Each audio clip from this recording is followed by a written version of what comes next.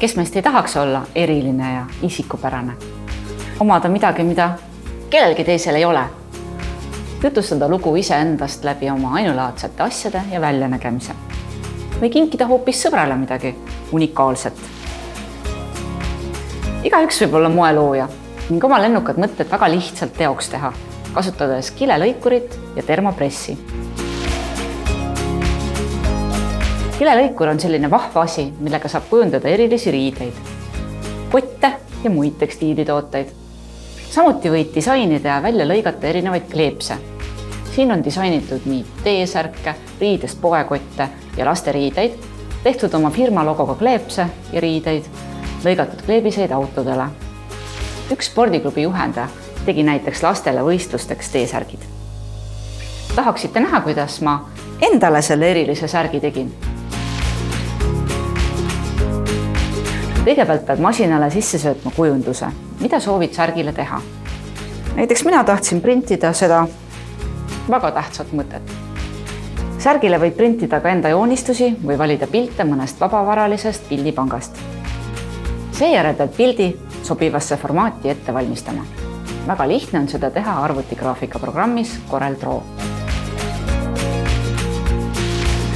Kui pilt on ette valmistatud, siis peaks ka meelepärase kile välja valima.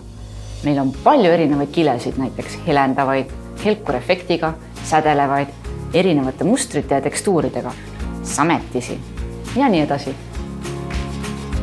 See on minu lemmik. Teeme sellega. Põne!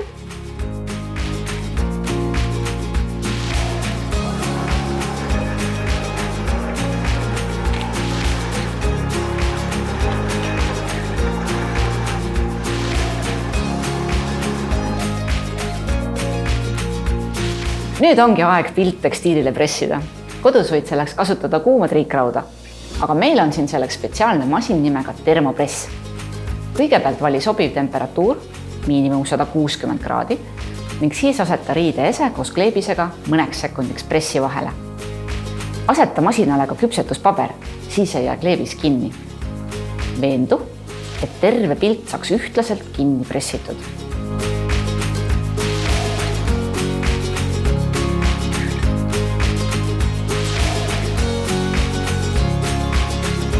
Nii lihtsalt ta valmibki.